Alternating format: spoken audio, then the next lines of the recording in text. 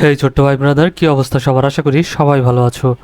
অঙ্কের ভয় এবার হবে জয়, তাই তো আবারও চলে আসলাম তোমাদের নবম দশম শ্রেণীর আরও একটি অঙ্ক নিয়ে। পৃষ্ঠা নম্বর 86 যদি লক্ষ্য করো তাহলে দেখবে যে অনুশীলনী 4.2 আছে। এই অধ্যায়ের 1 নম্বর কিন্তু আগের ক্লাসে আমরা শেষ করে ফেলেছি, আজকে আমরা 2 নম্বরটা দেখবো। ওকে, এর অধ্যায়টা হচ্ছে সূচক এবং লগারিদমের অধ্যায়।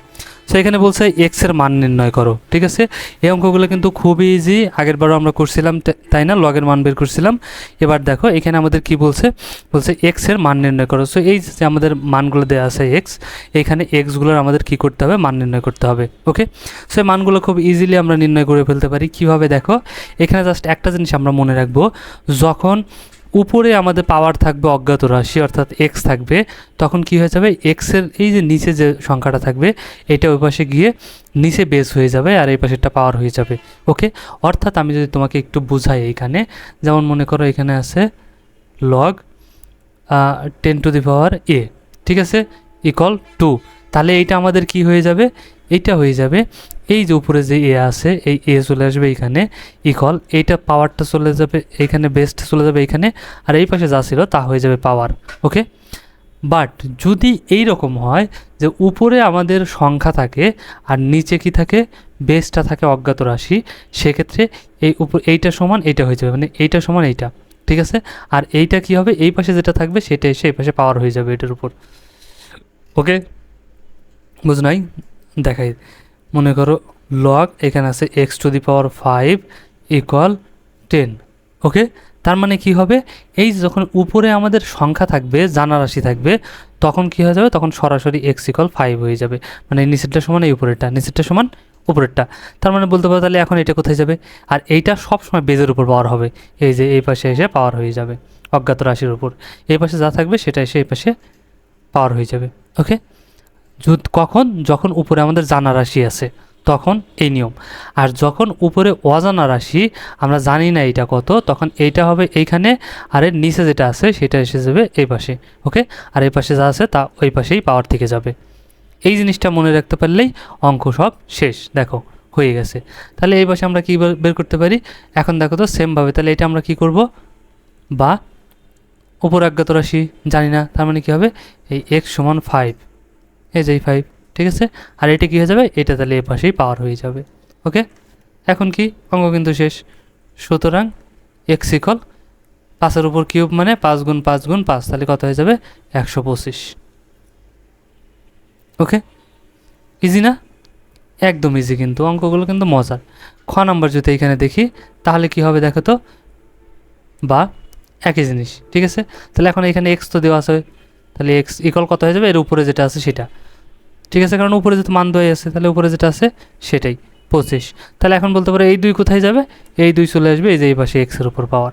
ওকে, তাহলে এটাকে আমরা কি করতে পারি, বা দেখো এটা x² আছে না, x², ঠিক আছে, তাহলে আমরা কি করব, স্কোয়ার কেটে দেওয়ার জন্য এ পাশে কী হয়ে যাবে, √25। বুঝতে পারছো?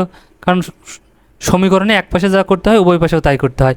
এ পাশেও ধরো রুট দিয়েছি, এই জন্য এ পাশেও রুট দিছি, এই যে এক্স ছিল এ পাশে স্কোয়ার ছিল, স্কোয়ার আর রুট কেটে যায়। ঠিক আছে, তাহলে আমাদের কি হয়ে যাবে, বা এই পাশে x=, তাহলে এই পাশে কী আছে, 25 আছে, তাহলে 25কে √25, তাহলে 25কে আমরা যদি দেই, দেখো এখানে 5² মানে 5×5 = 25, তাই না? তাহলে এখন এই স্কোয়ার আর রুট কেটে যাবে, তাহলে আমাদের হয়ে যাবে, সুতরাং x= কত হয়ে যাবে, 5। এটাই অ্যান্সার। ওকে, আচ্ছা, তারপরেরটা যদি আমরা দেখি, এটাকে আমি তাহলে মুছে দিই একটু, তাহলে এখানেই করে দিই। ওকে, দেখো তাহলে আমাদের এখানে কি আছে, সেমভাবে এক্সের উপর মান দেওয়া আছে, তার মানে সরাসরি হয়ে যাবে কি, বা এক্স, এই যে x= কী হয়ে যাবে, এটা 1/16। ওকে, তাহলে এই পাওয়ার কোথায় যাবে, আমরা জানি পাওয়ার চলে আসবে -2 এটার উপরে। এখন আমরা দেখছিলাম আগের অঙ্কে লগারিদম যে করলাম বা সূচকের অঙ্ক যে করলাম, ঠিক আছে, তখন আমরা কি দেখছিলাম, যদি a⁻−1 থাকে তাকে আমরা কি লিখছি বলো তো, মনে আছে না, 1/a, মনে পড়ে? যদি তোমার অঙ্কগুলো না দেখে থাকো আমার সূচকের, তাহলে কিন্তু সেগুলো যে দেখে নিতে পারো, ঠিক আছে? প্লে লিস্টে দেওয়া আছে, একদম সিরিয়াল বাই দেওয়া আছে। সো সেই ধরনের, ঠিক আছে? সো এইটা থাকলে আমরা এইভাবে লিখতে পারি, আর এটা থাকলে এইভাবে লিখতে পারি, আর এটা থাকলে এইভাবে লিখতে পারি, তাই না? আমরা কিন্তু দেখছিলাম। তাহলে দেখো এইখানে যদি আমরা এখন করি বা x-2 আমরা ঠিকই রাখবো ইকুয়াল, এই পাশে আমরা কী লিখতে পারি দেখো তো, 1/, এ পাশে কী লিখতে পারি, এটা আমাদের কী আছে 16। তাহলে 16কে আমরা যদি দেই, এখানে কত দেবো বলো তো, 4 স্কোয়ার, তাহলে কত হয়ে গেল 16, তাই না? কারণ 4-এর উপর স্কোয়ার মানে 4 গুণ 4, 4 4 16, ঠিক আছে? সো বা এই জিনিসটাকে আমরা কীভাবে লিখতে পারি, এবার যা আছে তাই লাগবে, x⁻² ইকুয়াল, তাহলে এই 4 আছে না, এই যে হাফ 1, এটাকে আমরা কি লিখতে পারি, মানে এই যে যখন আমাদের a⁻² আছে তখন এটাকে আমরা কি লিখতে পারবো দেখো তো, a মাইনাস আছে, তাহলে মাইনাসের জন্য এই উপরে 1 চলে যায় আর এই 2 নিচে, তাই বলছিলাম, তাই না?